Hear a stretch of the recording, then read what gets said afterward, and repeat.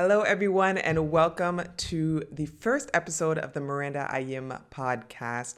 What I hope will be a thoughtful and engaging conversation and series on everything that goes into high performance, from focus and high level habits to emotional intelligence and team dynamics. I'm Miranda Ayim, a two-time Olympian with Team Canada, and today I'm joined by Bryce Tully, an expert in this area.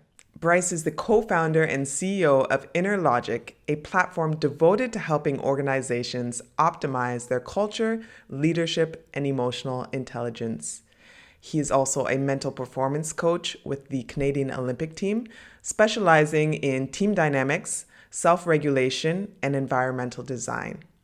Bryce is also regarded as one of Canada's top up-and-coming mindset and culture experts, as well as a key innovator in the space of social emotional measurement. In the conversation today, we get into the role of traits, skills, and values in individual development, the importance of defining values and creating buy-in on a team, and we also get into competing motivations in a team environment, and much more.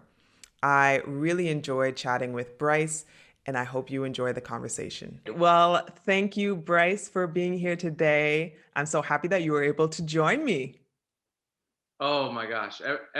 I'm going to bat a 100% batting average on your requests for these things. I'm so excited. Like when we like when we were arranging this, we said how refreshing it was that we were just on the same page and able to get our schedule aligned so quickly. I'm like, are you available at this date? Yes. All right, let's do it. It's just one of those things that you just find time for things that you value, I think. And so it makes scheduling very easy. Like when you said to me like, oh my gosh, this was such a easy or refreshing scheduling process, I was like, it's a no-brainer. You just send the thing, then they'll look at the schedule and go, oh, there's a slot. Okay, let's do it. Slide if it it's something you don't want to do, or someone you don't want to talk to, God forbid, then that's when I think people start to go, oh, this week and next week are really full. Week after is looking kind of tough. I 100% agree. Although the problem with that is that when someone is busy like that, I automatically assume like, you don't want to talk to me. It's over with. I get it. I just won't ever send you a message again. It's all right. But sometimes people actually are busy. They are busy. And like, look at it like a challenge. Like, what could I do? What could I be doing differently that would compel you to want to have this conversation? And we're already right into it. You're already dropping gems, and we haven't even asked the first question. I love it. This is why I love chatting with you. So I'm wondering if we can just start off with you kind of giving us a background of how you got into this field of culture, leadership, emotional intelligence. What's so intriguing about it to you? Where do you see it leading in the future, whether for you personally or for the field in general? Okay. Light question. Let's go. You weren't kidding. We're right into it. We're into it. Yeah. So I guess the most efficient and clearest way for me to say this, because I think I've fumbled this question a couple times in the past with people, and not like on video chats, but just in life. I think the main thing is when I was going through school, I was in kinesiology, and I really just had like this natural affinity for anything that was more subjective and based on feel and intuition and gut and like reading, intangible things. And some of my friends, like one of my roommates who's now a dentist, for him it was all about the proven, the tangible, someone's already solved this equation, but I need to learn how to do it, because if I learn how to do it, then that's a milestone towards knowing all these already established things. And I'm not saying that in a judgmental way about that field or that space. It just never appealed to me. I was always in that space of like, if something's already been done so concretely, I'm a little bit put off by it. Like, Mm-hmm. I don't want to just learn the exact way that somebody else did something. I'm way more curious than that. Was basically where I landed. And so, but I was still I really had a huge respect for science, and I loved reading like really good science. Like I loved reading something that would explain something to me in a different way, or in a way that made it, so much more clear. And so I was kind of stuck in between going, well, how do you like leverage this personality type and this skill set? And the other piece that kind of fell into that was everyone in my class would always say to me, like, the presentations, whenever we have to do presentations, I feel like that's just like your comfort zone. And, they would get nervous for days. And, I do better in presentations when I'm not like memorizing things. And it all goes back to that same concept. Like I can't memorize something and just recite it. I Mm-hmm. have to feel it. Like I have to know it and then read the room and then say it the way that room in particular needs to hear it, not here's how I planned it and I'm just going to do it. And that kind of led me to discovering sports psychology as this like amalgamation of things that I really liked. I was in sport. I also, music was a big part of my life. I played music my whole life, and I always saw that as like a performance. And I still have performance anxiety when it comes to music, but only in music. Like every other thing, I kind of like performing. I really thrive on it, but with music, it's different. Interesting. And yeah, so all those things kind of came together, and I was like, what a cool space. Like performance psychology is just, all of us are trying to perform in some way or another. And so I pursued that. And only after pursuing it did I learn just how significant the team dynamic elements of this were. Like, I'm one person who's got, all this complexity that, I think it's complexity to my own history and life experiences and how it shaped me. And then you combine that with 10, 12, 20, 30 other people and have to work towards something concrete and common and very directional. And that piece just struck me as such a big opportunity because there's nothing super tangible about that yet, right? It's still such a work in progress in terms of nailing down and mastering like what's the dynamic of this group, of this room, of this team, and how do we get everyone pulling in the same direction and kind of factoring in all these different personalities and experiences and likes and dislikes and values and team values, personal values. So all of it is just very interesting to me and how it works towards something performance oriented. So Mm-hmm. I don't know if I did any better on that than I have in the past, but I've at least brought in the factors that I wanted to. I will say that. Well, it was definitely interesting, and for sure we're going to touch on the team part in a little bit.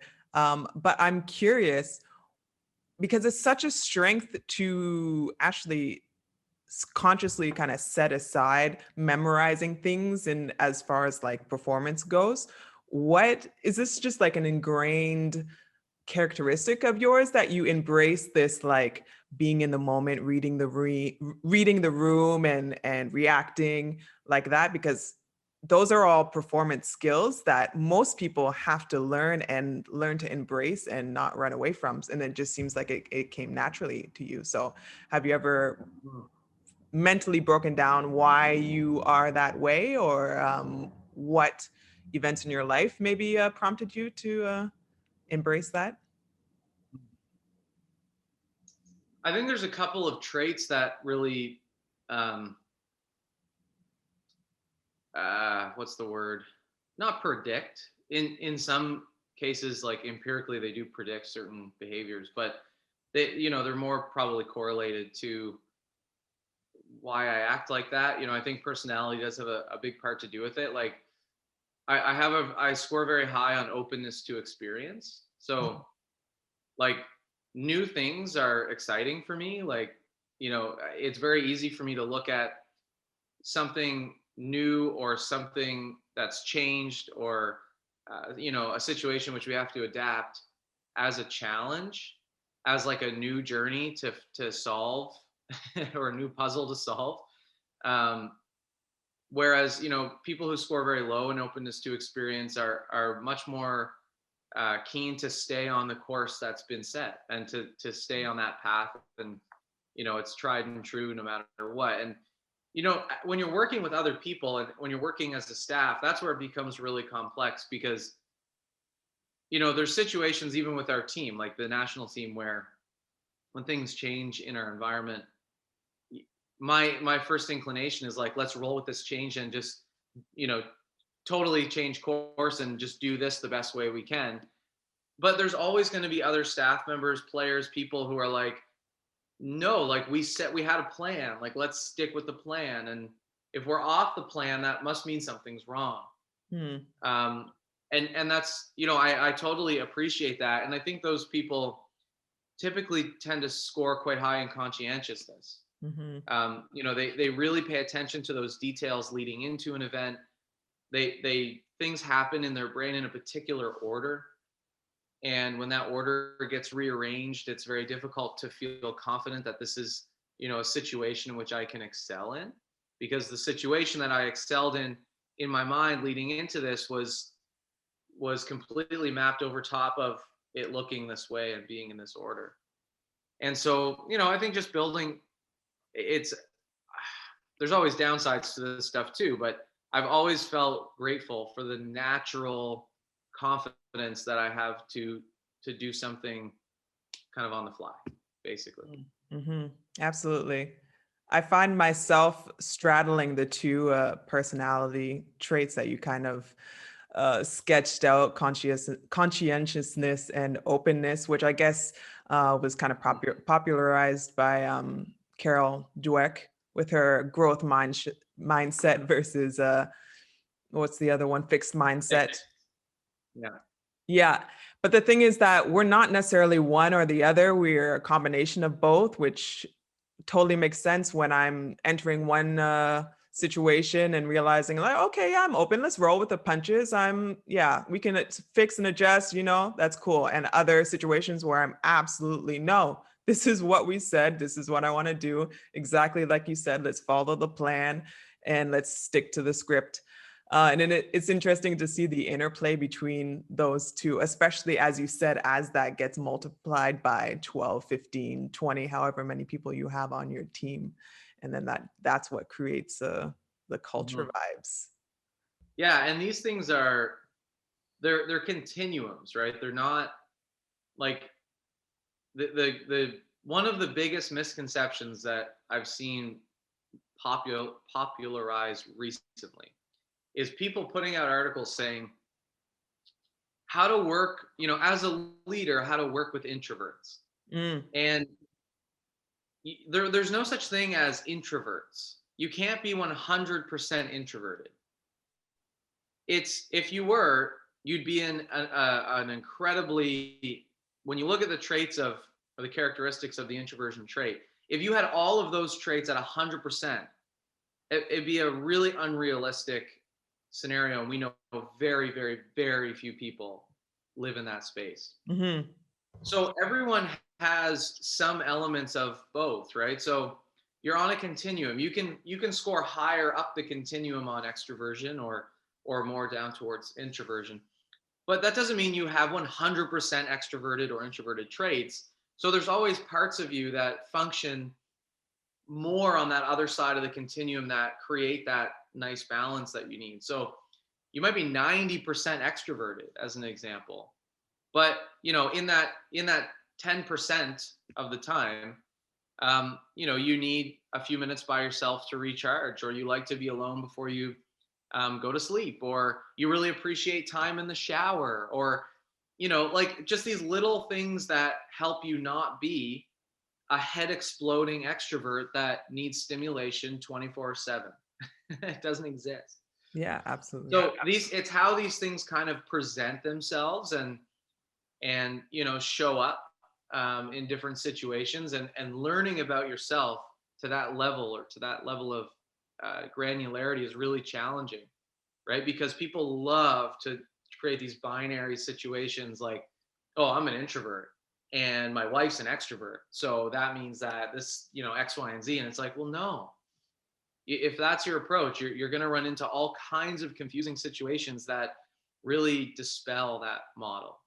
I mean, I understand the impulse because simplicity is so much easier on our brains. It's like why we enjoy stereotypes and gr- clumping people into different groups, and it's less effort. It's just a lot easier for us, but it's understandable when we reach into that complex area, that's where we really get into the meat of what I find super interesting as far as learning about yourself as an individual, who you are, the complex, often contradictory nature of ourselves, and then also seeing that in other people and acknowledging the same contradictions and complexity. And I think that's both enlightening and also leads to a lot more empathy, which is so useful, especially when you're in a team or a group environment where you actually have to get along with and work with and collaborate with other people. It's culture in a nutshell.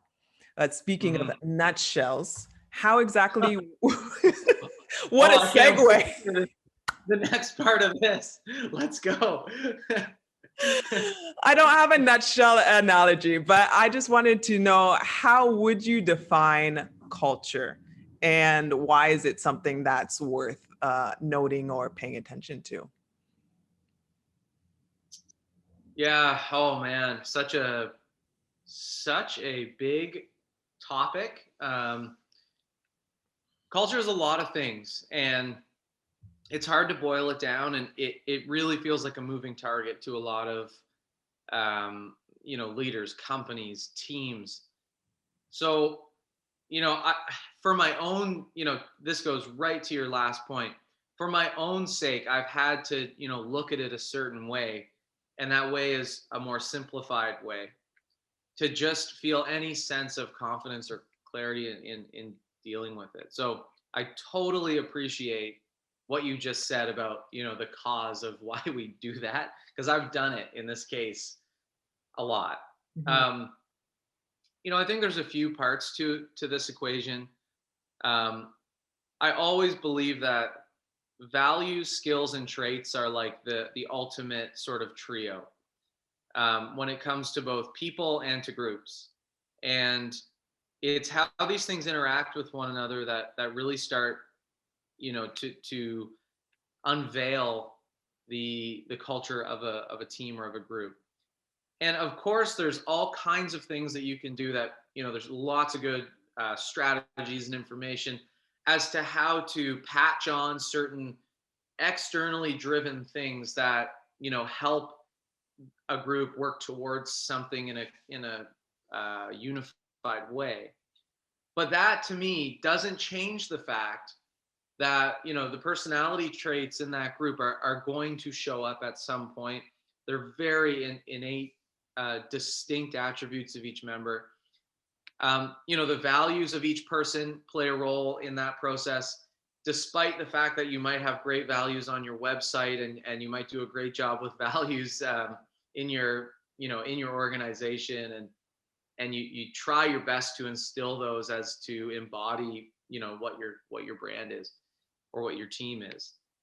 But there's always individual values in there too. And I think it's naive to think that those aren't going to show up and those aren't going to play a role. And I've seen a lot of leaders get hung up on, oh, well, this problem is an easy solve. We have this value, and these people are showing this other value. And so, we just need to tell them that they need to value this, not those. It's like, well, So wait a minute. You dig into the science of values, that's going to be a lot harder to do than to say. And so I think that plays a big role. And then, the most growth mindset oriented part of this is the skills. And I've always been torn, like philosophically torn, on if someone lacks, a certain trait that is impeding their ability to perform. And they recognize that, and then they start to build in habits and behaviors that kind of help patch that gap. Does that change their personality? Like if I am not very conscientious, but it's really required for me to be conscientious in some parts of my job or performance to be world class, and I start learning how to do that, at what stage does that transfer from, oh, I've just built the skills, the preparation skills, the whatever situations it is, to be more conscientious? When does that transfer to, I'm just now more conscientious as a person? The research would say it's a very long time. Like that window is huge to actually influence the way that your personality results would represent that.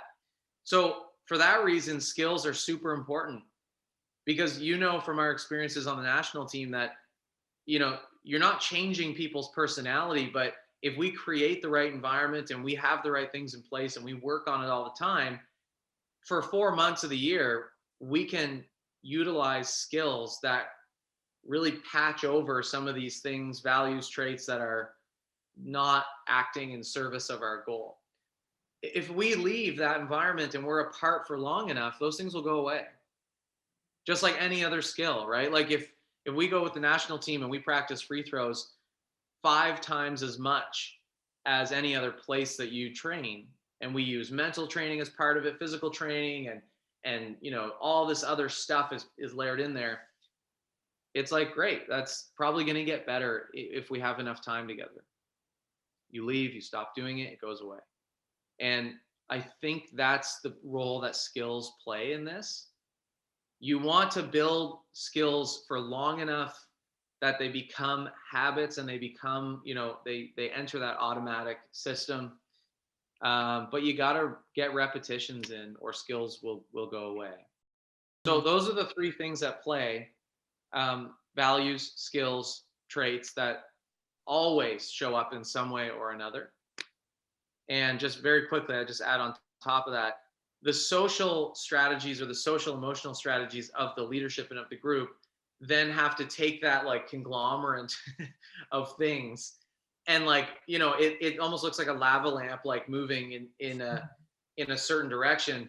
And I always think of like a regression line when you think of this. Like when you add a regression line to a graph, it takes all these disparate data points and shows you, but here's the general trend. Mm-hmm. And that's what you're going for, is like that R value line is like, it's gonna like shift and move and kind of sometimes feel like you took a downturn, but over a long period of time, when we plot that regression line there, where is it leading? Yeah. And that's the role that I think the leadership and the external forces and factors play in culture, is lead it in a direction, but that doesn't mean that everyone's working perfect all the time with one another. That just made me think of, when you go bowling and you're a kid and they put up those little bumper things on the side. So it's still like you have the whole alleyway, but you're kind of like bowl and it's going to go back and forth and blah, blah, blah. And the culture, to me, it seems like it's kind of like just leading us down where we need to hit the pins. So maybe we'll hit some of the sides. Maybe we won't get a strike, but at least we're going in the general direction of where we need to go. And you said something interesting earlier. I know that this triad of values, skills, and traits is fundamental, especially in like leadership and all this jazz, these areas. And I read something recently, actually from the Ivy School of Business from London, Ontario, Canada, my hometown. Oh. Yes. And they brought forward an interesting addition to that, which was character. And I think it was an interesting addition just because it covers some of the areas that you kind of mentioned with skills. Like if you build it up to a certain point, does that mean that's who you are, or is it just like something that you're doing? And character actually is something, again, that takes such a long time to develop. It requires a force of habits over time to create. And it is something that can become who you are, even if that's not who you naturally were born as, but through intention and repetition and time, it can be something that can be repeated and part of who you are. And I think it's just as important as the other three in that triad to make you both a better human being and to make your group something that's operating at a high level and with a high level of integrity. Mm. Mm-hmm. Character is such an interesting uh, thing to try and pin down because it's a very emotionally evoking word. Like when you ask someone like, do they have good character? You kind of instantaneously trigger like, this is an important question, right? Like this is, I'm getting to the core of this human being by, you know, um, shedding light on their character. Mm-hmm.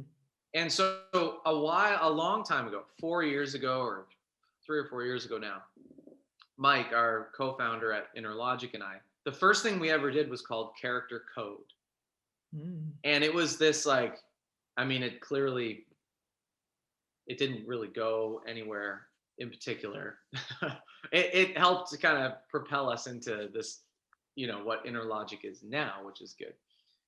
But the character code was this assessment that was really based on those three factors. So, after a few months of looking into character and what it means and how to pin it down, we learned that there's actually enough evidence to say that all three of those factors contribute to it. So, on an individual level, in the middle of that Venn diagram is your character, especially when you think about how would somebody else, define or describe your character, people you trust, teams you work on, da da da da. You can't just define it by somebody's skills. You can't just define it by somebody's values if they have no skills and their traits are completely against certain things that vibe with the team or the goal.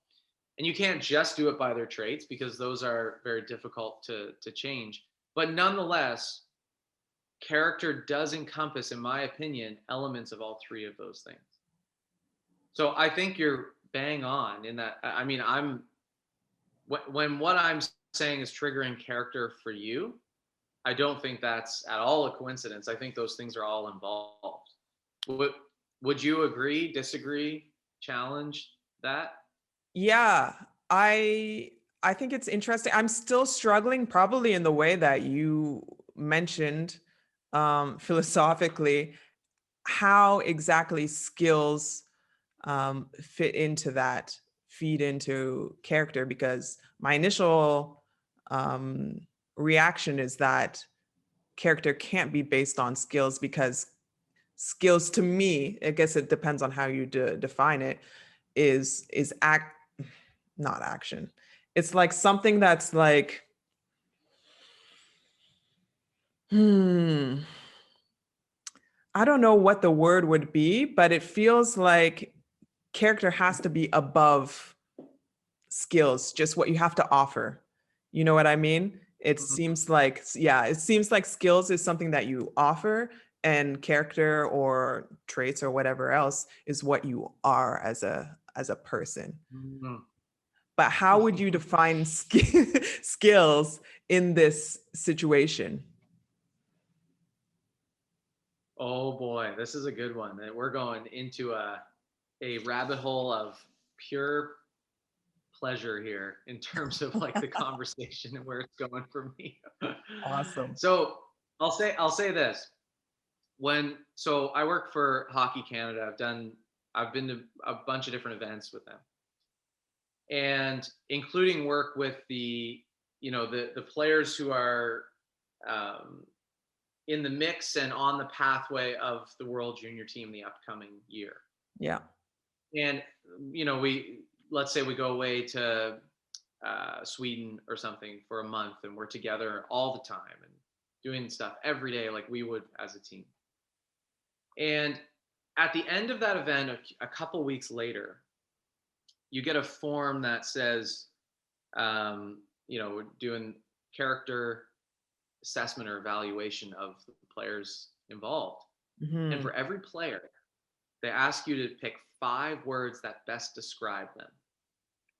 And this exercise is really interesting from the lens of what category are those words falling into, right? Like if I say for some player, they're diligent, focused, um, what's like a humble, integrity. I don't know what the other phrase is for that. Yeah, yeah. So if I'm, like, what are these words? Like, are they? What am I describing? Right? Like Yeah. for some of these players, I look down the list and I'm like, 2 skills, 1 trait, 2 values, 4 values, 1 skill, 4 Mm-hmm. traits, 1 value, 5 skills. It really like is a mixed bag of what comes to your mind when you think of this. And I think we so commonly lump these things together, which is why your question is so good. So the example I would give is this. If someone a year before this camp happens is told that their attention to detail and their ability to sustain their focus is a problem, and it's holding them back, and they take this to heart, and all of a sudden they start working on this every day, right? The only way that they would do that is if they value something about that experience. So they value feedback, let's say, but they also are in what you would describe as a growth mindset. So they value growth, right? So some values have propelled them into a situation where they're now building a skill. So those are now connected. Mm-hmm. Like those are tethered together, in my opinion. And now they're building the skill and they're doing mindfulness every day to improve their ability to focus. And they're working on, a daily journaling process that keeps track of their pre-performance routines or something. But on their personality test, they score in the 5th percentile of conscientiousness, right? They show up, they're totally locked in, paying attention all the time in team sessions, yada, yada, yada. When they leave the session, they're all over the map. They're back to, being the spacey individual that they are in their social life. And they're walking down the street, they get distracted or something. But let's just say they're very locked in for these time periods that they have to be, because they've improved their focus in those environments and they know what their routine is and the detail that they go through to do it. So this is a really complex scenario. It's like, what role is this stuff playing in their character? From someone on the outside looking in, I could look at that person and go, I know they're pretty flighty and spacey when they're not in a team session, but Mm-hmm. they're unbelievable in these team sessions.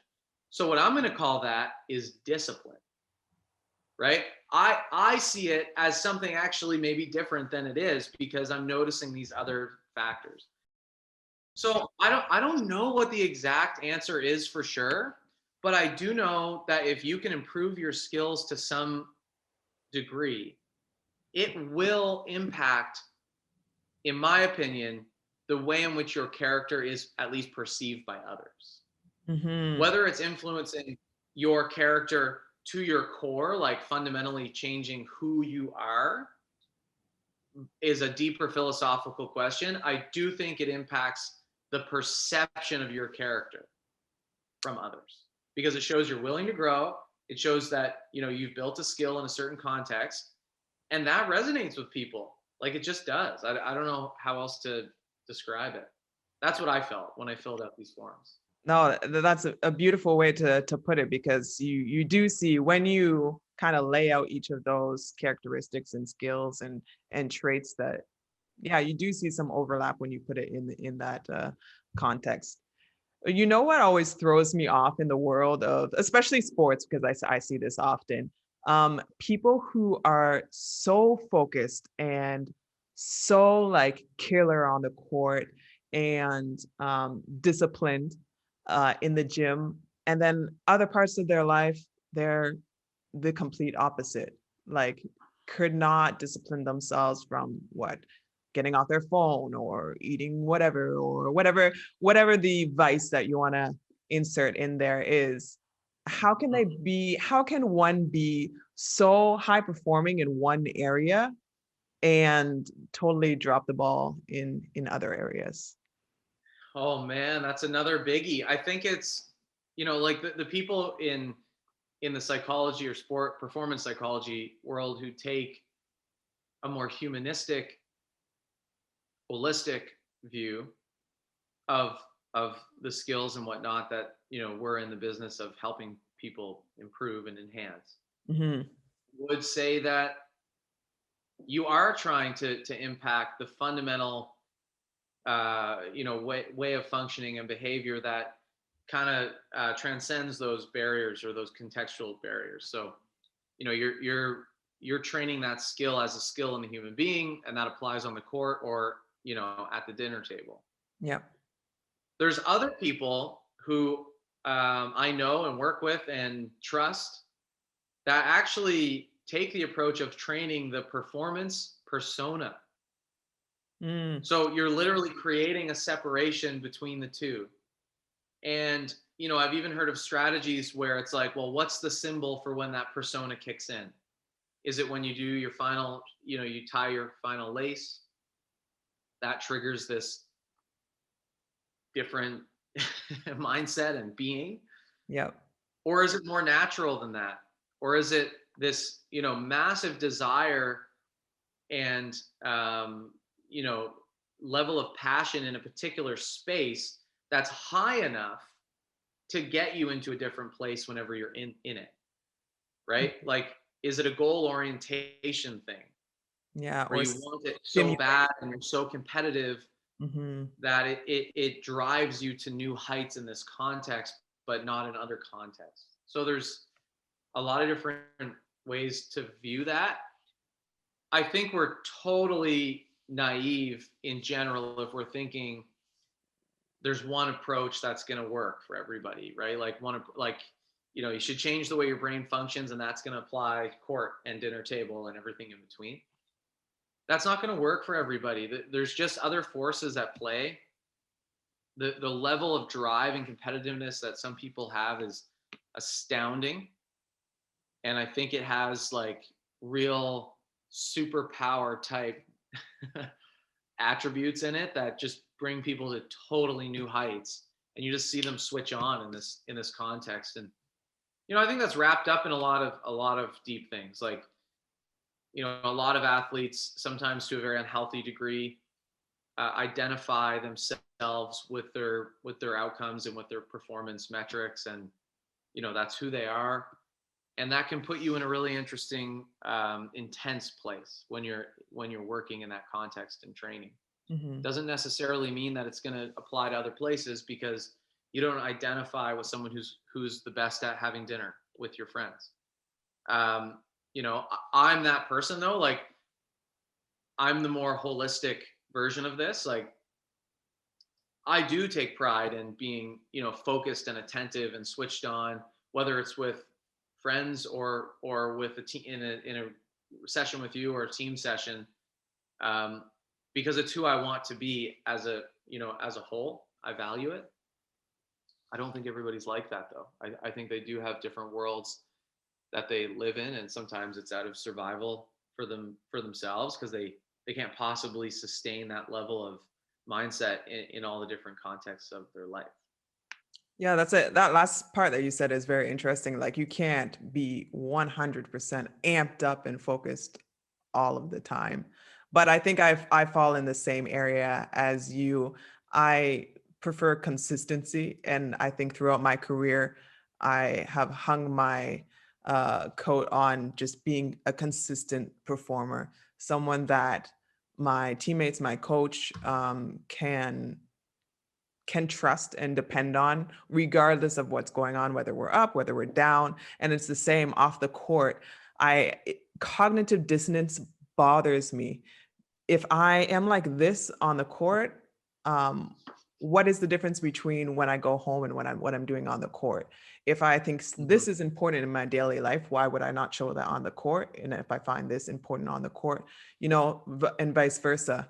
So for me and for like you, I love this holistic approach of trying to be the best that I can be in every situation, and that usually goes across the board. Obviously, some situations are different. You can't always be one certain trait in a specific context, but I think it's Mm-hmm. something super interesting to explore, and always interesting to watch people, like you said, who almost feels like they have a completely different persona. And I've actually talked to someone who mentioned that, how she was creating and kind of feeding into this persona of like this basketball version of herself, and she's one of the best players in the world. So obviously it works to a certain extent, but I realized that sometimes it can take its toll on the other hand as well.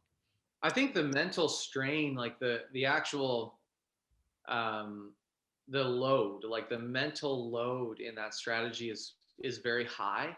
There's Mhm. actually members of like people on our the team that we share in common, being Team Yeah. Canada, that over at various time points, I've talked to them about this potential strategy Mhm. because the recognition that they have that something about who I am and my personality is really not helping me at this level of basketball on the court.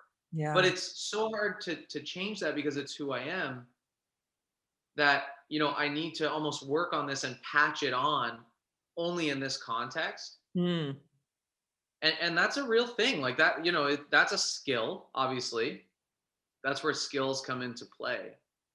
But the mental load of that is very high because you're really, in some cases you're swimming against the current of your biology to achieve a goal, which is, it's obviously uh, a more flow like state if you're, just embracing the nature of your natural wiring and whatnot towards a goal.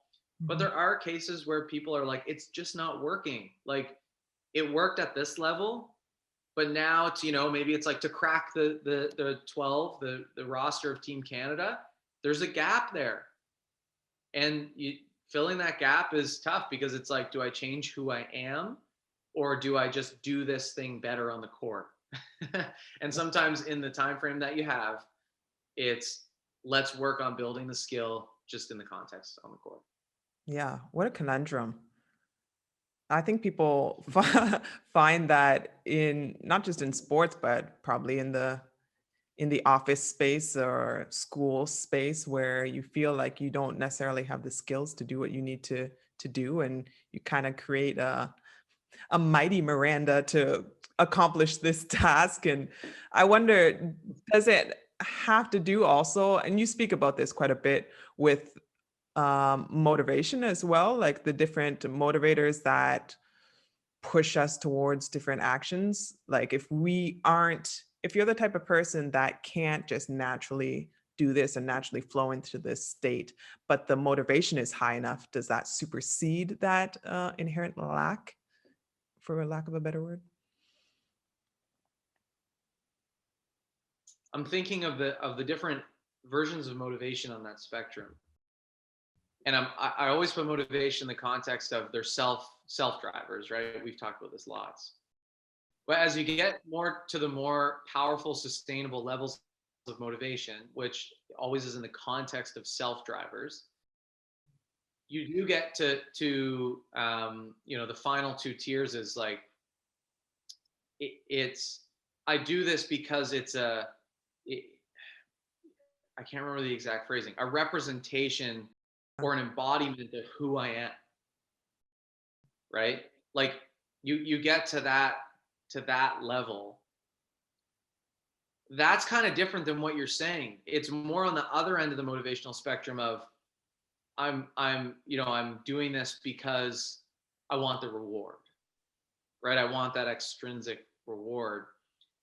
So it's a riskier play. I think it's a less sustainable, it's more of a tightrope, when you're using just the motivation to be the driver of, changing this behavior. If you get closer to that other end, because it's who I am, or I'm doing it because I want to be more like this in general, I think that's a lot more sustainable. That's always the approach that I take in my own life And what I would, propose and suggest to everyone and anyone as many times as possible is like, what about this thing that we're upskilling is valuable, or something that you value or represents some version of you that you really are proud of, not just in the post in a in a basketball game, Yeah. not just when you're calling for the basketball. Because there's lots of other, if you can cross all those contextual boundaries and find the iterations of it that show up in other places, like, it would really help me in my relationships. It would really help me in my pursuit of these, work or school goals. It would really help me here. It's not going to look the same in every case, but if that skill is, kind of molding to different versions of you that you are really pursuing, I think that's the ideal. Hmm. Now So that's different than purpose. So yeah, because that's we won't get into that, but in the motivational spectrum, I think that's where it would fall. yeah. So I wonder if we could take that motivation spectrum and apply it to goal setting or productivity, wherein someone's looking for a way to motivate themselves and are failing at the moment. How do they cue into, what are some practical ways that they can cue into those self drivers that are helpful, that will motivate them into doing and achieving the things that they do want to achieve? Mm, yeah, good. Jeez, Good you're question. you're. I just want to. I my own personality works against me because I'm like, oh, it's a one-time recording, and I know I'm gonna Oh, look please. back on these things and be like, oh, I should have said this. And I'm gonna look Um, back at them and I'm gonna be like, what kind of question was that? What a no, ridiculous your questions are person. great. You're always dialed into the right stuff. I think generally speaking, so I listened to this book called, I think it's called The Hinge, and the general, just to give you a really quick summary of what that represents. The hinge is this analogy, or I guess it's symbolic for turning any barrier or door into any barrier or wall into a door, Okay. right? Like anything can be, you can walk through anything if you find the right hinge that makes it kind of swing open. I Was like that was the visual. general. Hmm. And I remember being really drawn into this idea as I was listening to this book, that the biggest barriers that we face, the most successful hinges actually do exist in the spectrum, more in the spectrum of purpose than of motivation. And both play a role. So I don't want to neglect motivation. Yeah. But purpose being, what lies beyond the motivational spectrum into in service of others, not in service of the self. Love it. And so I think that's always a really important place to start when you're, being, it's about being connected, like forming real connections with others. And I think of my wife, for example, Paige. I don't Mhm. know why I said my wife. I Paige. know. um, you know, Paige she always wants to be more active than she is. That's like the resting state of Paige, is like, I want to be doing more, but I'm usually not doing Hmm. that. And I'm Hmm. not saying this critically. She would say this to herself. Yeah, happens to all of us. And the couple of times that she's had real success in changing her behavior is when she's paired up with someone or a few other people who she knows are struggling more than her. Oh, awesome. And if she doesn't go in the morning at 6 a.m. to the gym, she knows their experience will be worse. And that really drives her out of bed. That really gets her to better herself in service of helping other people. Hmm. And so, she's always tried to set it up that way now, in that, you want to do it for you, but you want to do it more for them. Mm-hmm. And so I think that's always important to keep in mind, because it does help you gain that momentum, that habitual momentum that you need to change your behavior. So I think purpose in service of others always is a good part of the recipe. That's the In perfect. terms of, sorry? No, I was just gonna say that's the perfect. It's almost like the end all be all, because I'm not sure that I even really like the word motivation because it's so fleeting, especially if it's based on the wrong things. I will completely forget the quote and the author, but it was a writer who said essentially like, I don't wait for motivation or inspiration to come and hit me. I just sit down at my desk every morning at 8 a.m. and something happens just because I show up. It's not this mysterious thing that we do. And purpose goes beyond just waiting for something to happen. Purpose is something that we intentionally um I think when we really hone in on our purpose, it's something that we intentionally recognize and go after. And that's what makes it so powerful. And like you said, it's usually the greatest types of purpose are in the service of others, which is why it's so much more motivating. And it's also for me why all the tips and the tricks and the techniques and strategies that people try to use to motivate themselves to be more productive, to lose weight, to do whatever, they're so superficial and they don't last for a long time, or they're up and down because they're not rooted in something that is deeper and lasting and meaningful, which just is the thing that makes the world go round and is the thing that gives us satisfaction and is also interestingly enough, the thing that makes us perform at great heights as well. Yeah, absolutely. It sounds almost cliche in its own right, like Mhm. but some cliches exist for good reason. And, being doing something for others because, you have this feeling that they would do it for you, or because it's a meaningful way to help and contribute to something bigger. It works. And that's why I said the notion of a hinge is, that book was really based on that. Sorry, this Mhm. eye is really bothering me. Penny, I have allergies to my You have own dog. allergies to your own dog. Oh, that's rough. I know. Great pun on rough. So here's I just want to make sure I also comment on the motivational spectrum too, because that's not going to work for everybody. Sometimes you're especially right now in isolation, and the way the world is, those self drivers are also super important. Mhm.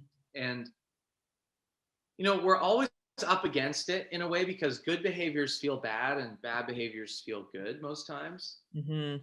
And so you're always kind of like up against that natural um like paradox in the world that we swim against every day. Yeah. But really, when it boils down to it, regardless of where you need to fall to be successful on the motivational spectrum, I think one rule in particular is really important to follow. You're always allowed, this is how I, talk to myself anyway. You're always allowed to stop when something reaches a threshold and is no longer sustainable, or you just can't go anymore on the bike, or you can't eat any more of that salad, or you can't, like, whatever it is. You're always allowed to stop, but you're not allowed to not start, right? You just have to begin. You have to do something. And sometimes people make the mistake of setting this lofty goal right away. And it's so easy to get thrown off by that, because you start and then you go, there's no way I can do that. Why did I even get on here? Right? That you just trick yourself into this state of learned helplessness. I think the most important thing is just beginning, just doing something. I have a bike like in my line of sight. And I always say to Paige and anyone who's asking, like, what motivates you to get on the bike every day? Like what is, because I'm very consistent with doing it. And for me, ultimately it boils down to the best workout or thing you can do is what is the one you can do.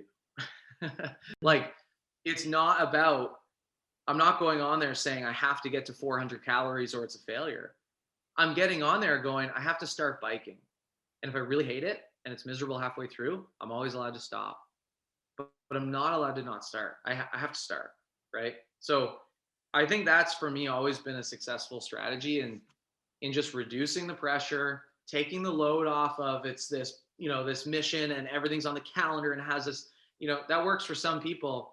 But for those really struggling to gain momentum, I think it's non-judgmentally begin, right? If you're trying to write a book, write a sentence. And if you hate how you feel doing it, you can step away, but you started, and that's going to linger in your brain. And you're going to start to think about, what next sentence did that first one lead into? Or how do I want to change that first one? And that's what's going to build that momentum and kind of bring you back. So non-judgmentally starting, I think exactly. is The scariest thing is a blank page. So as soon as you write the right. first sentence, you're good. All you have to do is add one to the next, to the next, to the next. It's those baby steps. I recently heard someone's technique of getting out of bed, or their mind trick was just, okay, I just need to take a shower and then I'm allowed to go back to bed if I want to. So as soon as you take a shower, you're up, you're ready to go, you're awake, and then you don't really go back to bed. It's kind of like, it's the allowance that you talked about. Okay, I can start it, but I can stop as well. I can go back to bed and finish my day and curl up, whatever. But 9 times out of 10, you're going to start, you're going to keep going. You're going to get those endorphins if you're working out, you're good, you get on a roll, and then you create the momentum that you didn't have before. And that's why I think lessening the barriers to entry, like you have, your bike is literally in your living room and you probably have to like walk around it to get to the couch. So there's so much less friction for you to just hop on there and start pedaling away. Yeah, and I think that's one part of what you just said is really key. And the way I look at it is, your best ever performance, like my best ever performance on the bike, isn't my new baseline. Like, you can't look at the world that way. You can't have a great day and then be like, and if I don't do this or better every other day, something's failing or I'm failing. That's just not the way it works. So, go back to that regression line. It's really about a trend of momentum in a certain direction that sometimes requires you to have a worse day, right? To write less words, to pedal less distance. Yeah, the law of but getting it going, is, and we use this in the national team environment too. Like one of our mindfulness practices or keywords was courage last year, and the definition was feeling some sense of fear and still moving forward. And I think, a lot of times it is about that. And it may not be a sense of fear. It might just be a sense of uncertainty or unwillingness or discomfort. But to begin anything, you normally need to have some courage, right? It's not how you would tell your friends you started it. Like, that's not how you talk about it outwardly. But inside there's a bit of courage to getting on that bike for the first time or whatever it is, because you're feeling something that's pushing you away, but you're still doing it. If you can just get through that step, I think you're accomplishing a lot towards tomorrow, basically. I think it's a very valuable image, that graph that you mentioned. And I think I'm going to keep it in my mind as well when I'm approaching successes and failures, because the way our minds work, we don't really see it like that. We don't see this little scattered and trending upward, hopefully trending upward motion. We just see like, oh, this and this and this, or we see our most recent thing. And that's basically what we fixate on. We don't see the whole constellation of the work that we've done. Oh, you were there for this speech. I was just about to share this thing that Marnie McBean said in our recent virtual camp. Yes. So Marnie, notes here on that. Sorry? I've got all kinds of notes from it. It was so good. Yeah, it was good. So for those of the people watching who don't know, Marnie McBean is our the Canadian Olympic team's chef de mission for the Tokyo 2021 Olympic Games. And so she did a guest appearance at the first day of our virtual training camp.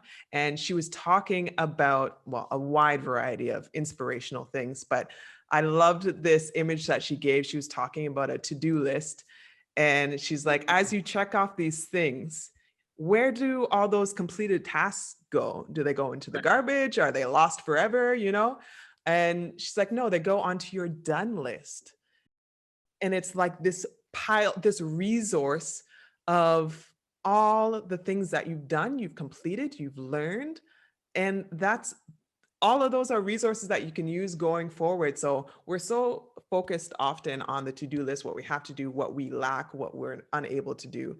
When we have this huge list of things that is the foundation of who we are as a person and our abilities and our confidence. So it's so simple. And when you hear things like that, you're like, oh, obviously, like, why didn't I think of that? So jealous that I don't yet have this ability to just be like, this is a super clear metaphor. Let me just drop this like a bomb in the middle of this talk.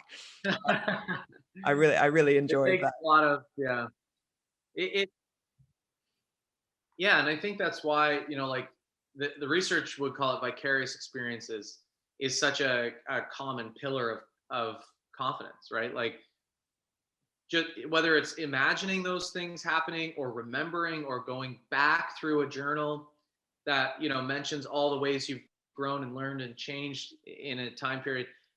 The mental performance coach who worked with Scott and Tessa back in, I think it was 2010, told me this great story about I think it was I apologize if I get this wrong, it's secondhand told to me, but I think it was Scott was insistent that they put a grain of rice in a bucket after every training day where they felt they got better.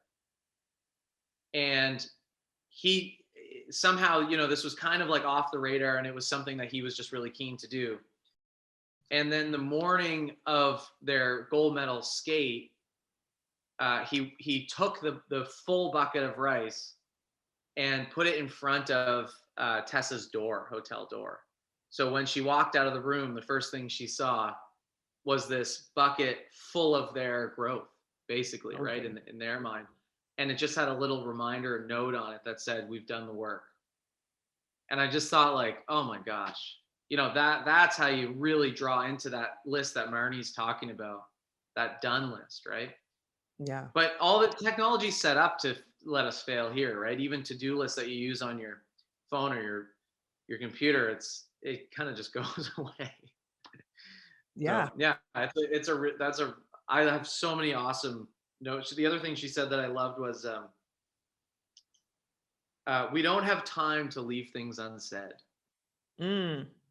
Well, you love that because you already had it on your slide, the elephant in the room type deal. Well, yeah, it did line up well with that message, but the way she phrases things is just bang on. I was like, you just captured my passion for like fierce conversations in one sentence. That's where it comes from. It's not about being right, being personal, being any of that stuff. It's not about ego. It's about, we have an objective and we don't have time to not say these things because this objective is on a very tangible timeline. So let's get it done. Absolutely. And we see that so much in sport, especially the way that our major tournaments are usually set up.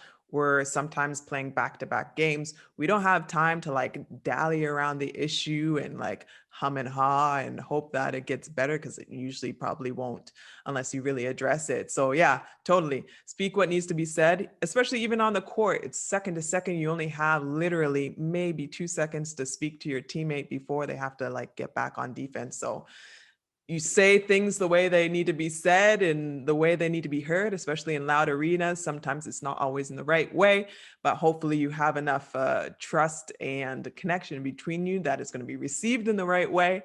And that's what kind of brings it all together on the court Mhm. and off the court in a team environment.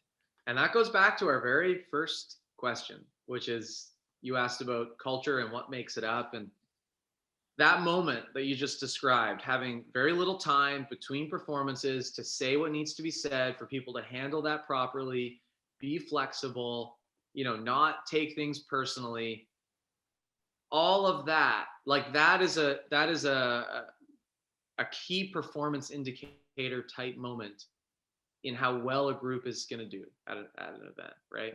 And to get 100%. to that moment and for it to go well, like for it to be a high performance moment, takes so much time and work investing in values, skills, traits. Who's gonna behave what way in this situation, and have we upskilled everybody enough and aligned everybody enough Yeah. from a value standpoint that you can kind of in some cases park your own values in service of these values right now, Yeah. or at least have the awareness of how your personal values may stand as things that are causing you difficulty in this moment. Sure. So yeah, that's such a pinnacle state of it for a team to be in, that 24-hour turnaround. And I think that's why it's so important for such clarity and over communication of those values and principles and expectations. Because when you get to that point, you don't have time. You often don't have the bandwidth because you're usually using up quite a bit of your energy. And you Mhm. want to have everything almost working on automatic. So you don't really need to think about it. It's that muscle memory, but in terms of values and culture and all that, where you know what you need to do, you know what's expected, you know what we've all agreed on, and then you do it. Mhm. And that's like high performance in a nutshell, or high performance in a team, especially. Yeah, you live it. You live it in that moment. They're not just words on a page or things we did hypothetically, or and I think you have to simulate. You need repetition, right? You need cultural repetitions. You need to practice this stuff. And we've even had conversations as staff that one staff member might say, I think we're overthinking this. And in one case it was me who chimed in and said, I think we're underthinking this. I Mhm. think we need to learn how to have this debate, which to me is more important than whether the debate is worth it or not. Like, we as a team need to learn how to have this moment. We need to find them and just like sometimes manufacture them in a way to make sure that we're getting those cultural repetitions. Sure. And it never's perfect. That's the other thing. Like, you had that joke about perfection at the beginning.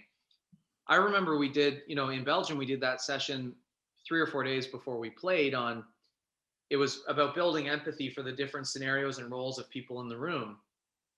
And we had reactions from that went everywhere from, someone who plays in the WNBA, saying it was so important for me to hear from people who had already been to the Olympics that this was going to feel this way, and that's the experience that they were going to have, and da da da da da. To the other end of the spectrum of someone saying, I thought that was totally unnecessary and we were overthinking it. And that's, I think there's some version of that happens in most groups because there's so much diversity. What really matters, though, I think, to me, is how you handle that dissonance with what you would prefer as the ideal session or thing at that moment, to the level where this is a little manipulative. And I don't know if I regret doing it, but with the junior national team, once I did the worst activity ever on purpose, and I told the staff in advance, and it was terrible. It was not fun. The whole nature of it is something I would never do, for real. And the whole purpose was to watch how people react when we're doing something that you don't like. How are you going to handle that? Are you going to shut down and complain and sulk, and your body language sinks and you de-energize everybody around you? Or are you going to just do the best that you can and be the best version of you in this unideal situation for you personally? And at the end, we simply got them to do their own self-reflection on, how do you think you handled not liking that? And I think that's a real thing. Like, great culture doesn't mean every session is going to be perfect. And, just because we've had these conversations in the past that if Bryce goes up and presents, before a game, that everyone's going to love it. And all of a sudden we're all, switched on and this is exactly what I need. I don't think that's realistic. But what is realistic is establishing a culture where you don't suck the energy out of a room, and you don't become distracted or distract others simply because this didn't go the way that you wanted. So I Absolutely. think there's a maturity level in there in a culture too, where you almost as an individual within the team know that not everything's perfect and suited for you exactly. And there's a regression line too. This one may not be something you love, but the next one might be bang on, as an example. And how you handle that difference, I think, is a representation of culture in its own right. Yeah. You're totally touching on a little bit of sacrifice, like we talked about in our last conversation on our IG live that we did. And as well as an awareness about what your teammates might be going through, not just what you're going through. And also, I learned this later on in my career when I realized that coaches have feelings and emotions and their own struggles as well. Awareness of what the coach is trying to do and the work that they've done to kind of get you to that point, or what their intention is. And even if it's something wild, like the worst thing ever, worst exercise ever that you took those juniors through, trying to understand where they're coming from and what might be the benefit. Because again, in the game, sometimes you don't have time to question exactly what's going on, but you have to have the confidence and the trust in the people around you to buy in immediately. That's not the time to question things. The exact there's circumstance that happens often in the game, especially for me as a post player. When you're setting a screen, or sorry, when you're on defense and you're guarding a screen, as a post player, you're announcing to your guard what kind of screen it is, what we're doing, and it depends on who the person is that you're guarding, and what strategy we've implemented.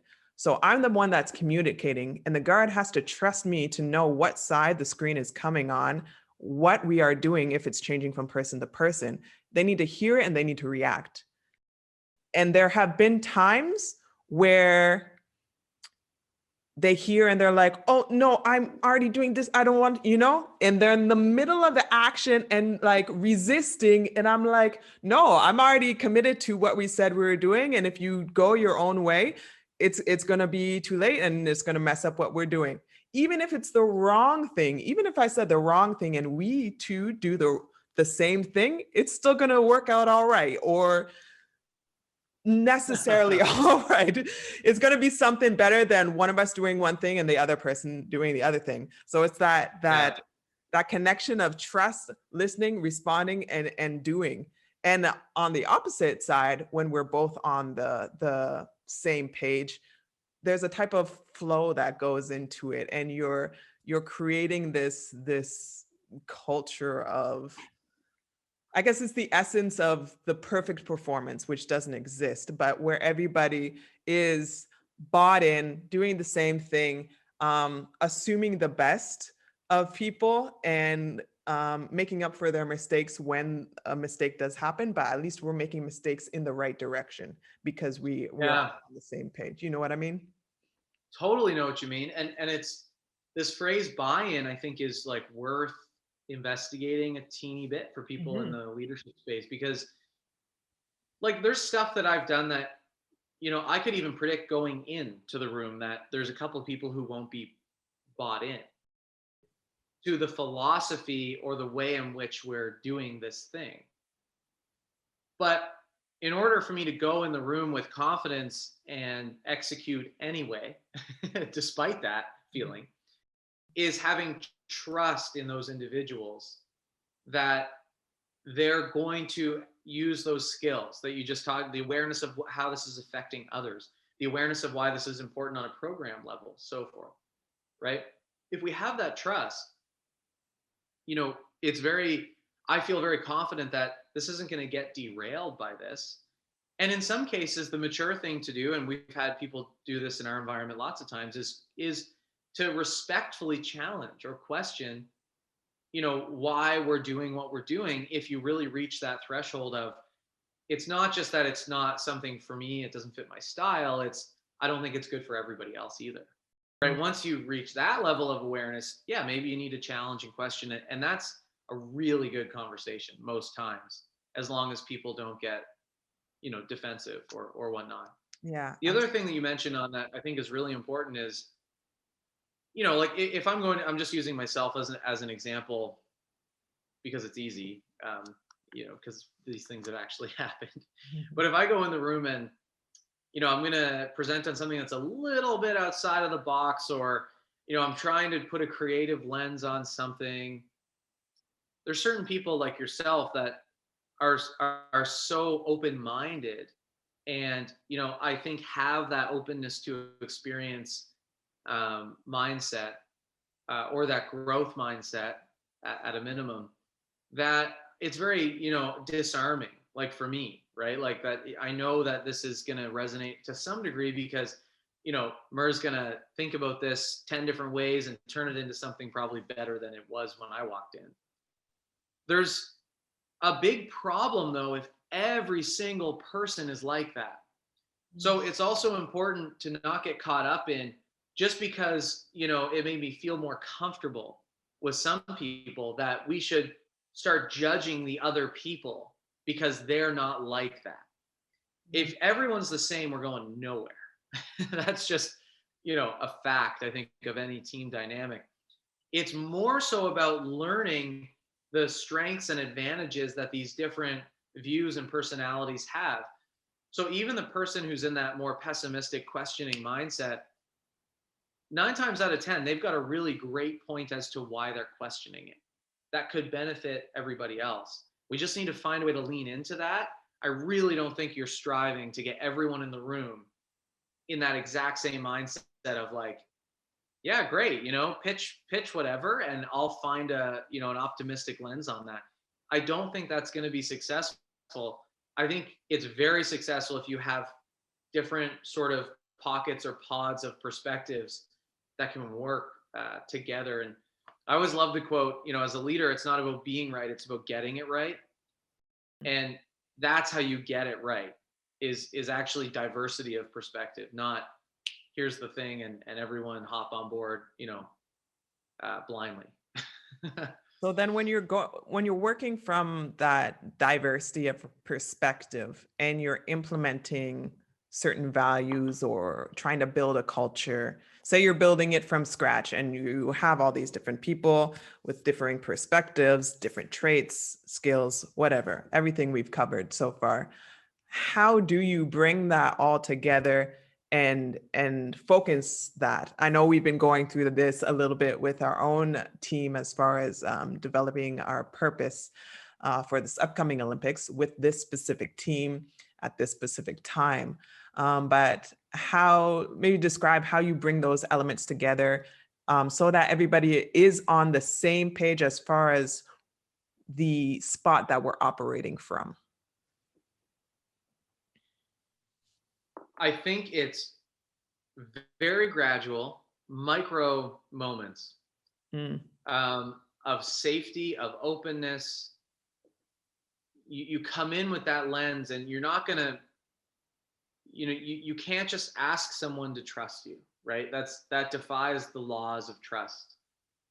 You know, someone once said, this phrase always stuck with me, like, pretend to trust me until you actually do. And I was like, what a mind-bending thing to request. Yeah. But I think it's micro moments over time. And, you know, it depends on what your task is and who your team is and how much time you have together. But you have to commit to it every day. You got to put a huge premium on finding those micro moments and creating a positive vibe around them when they exist, creating an aura of growth around moments of tension. Like, that's, I think, the art of it is what felt like tension to people, you frame as growth every single time. And you just continue to sort of reward that group behavior. You can also, the way that you set things up, I think can really have a positive effect. Um, I love the example of or the analogy of a lab. Like, you're not going into a session or a workshop or language matters. And I love what a lab represents. A lab is a place to experiment, discover. Labs are very optimistic in that you always go in there looking for a solution, even if it means, something blew up in service of finding that solution. Um, they're not rigid places, they're flexible places, they're try again places. And so I think, establishing that kind of environment is really important too, like really embodying that as a group. um, I'd even stretch it as far as saying, when you picture a lab, you see like the white lab coat and the goggles, and I think the group as a whole has a responsibility to be the lab coat and the goggles for other people when they put the wrong chemical in the beaker Oh, and interesting. it kind Yeah. of blows up. Like, it's your job as other members to make sure that person is safe, Hmm. right? Like, don't leave them without goggles on or without a lab coat, or they're not going to try again. And what they just learned is what isn't going to work, right? So we have some confidence that the next thing they try is going to be different. But if we burn them too badly for trying, they won't ever get to that point. So I think setting up that kind of environment is really important too. There's some cases where if the time is really tight, we've had sessions as a team where if it's Carly given a video session, it's like, how much time do we have? What's our turnaround? Yada, yada, yada. And the ratio is like 3 minutes of player discussion and 27 minutes of here's what we have to do. Hmm. And if there's any, major qualms or issues with that, we can talk about it on the court, or we can talk about it offline. Hmm. So you have to be somewhat flexible in this case, but the only reason that, Carly going up and having the full ears of and attention of people in the room is because in other cases, we've used the laboratory approach and it builds that trust and confidence. And so that moment of authority stands out as, this is what's needed right now, not this is what we get every single day. Yeah. Someone talking. Yeah. No, that totally makes sense. That people are kind of more open and ready to contribute and connect with something when they know that it's building towards something better, or like, we've determined that this is what we need to do right now, so we're going to buy in and listen to Carly as she gives this amazing presentation. Carly is our assistant coach on the Canadian national team, for those who don't know. Sometimes I just get caught up in our own conversation sometimes that I forget I'm going to put this on the internet, and people are like, who's Carly? What's going on there? When you were speaking right now, I had some notes, obviously, but when you were speaking about buy-in and you were started to talk about that, one from one of the articles that you wrote, I don't think it's published yet, but you said connections always precede commitments. And that's what made me think Mm-hmm. of that when you were talking about making those moments where people can connect, whether it's a good thing or it's an intention, but the connections always precede commitments. And that's what enables us to make a buy-in when people feel genuinely connected, and that prompts change, because you realize, hey, yeah, I'm connected to this person. They have my back. I have their back. I'll protect them like a white lab coat or goggles when they mess up, and then that becomes a really beautiful thing.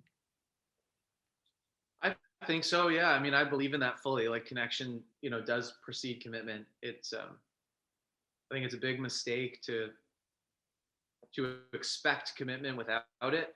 Um, this is a philosophical question, and we won't be able to answer it, Do it. today. But I think it's a good one for any leader, anyone trying to influence others to really like contemplate. Mm-hmm. Would you rather have 75% sureness that you have the perfect plan and program and 25% buy-in to it? Or would you have 75% buy-in, which, basically I think we need to say is trust and commitment, and only 25% sureness that it's the perfect plan? And I think that's a really important thing for people to contemplate, because very often you can get hung up on, this is the exact way that this is going to have to go for us to be successful. And you miss all the social emotional strategies required to get people to believe in it, to believe in you, to commit, all those other things. And then what does it matter if you have the perfect plan and no one believes in it or feels connected to you? The other kind of general rule or metric that I think is really good to follow as a leader is, if you get stuck in the elevator with someone that you're leading or a member of your team, do you only have like something about your work to talk about, or is there more than that? Right? Like, are you stuck on, how's that project going? How was practice? What do you think of that drill? Or is there a deeper level of interest that you have in each other? If it's the former, I think you're just not ready or in a place to have full commitment to that very thing that you're talking about. You need to be talking about other things, other more interpersonal things, and really invest in each other before you're really going to get a good answer to how was practice. Uh-oh.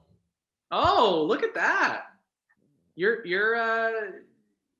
camera knows when you're supposed to end podcasts. Right? That's like so crazy how that happened. Let me connect to my regular video. That's so funny. Boom, she's back. There I am. But and it's good too, because like the last time I looked at the clock, it was like 2:48. I was like, okay, we're good.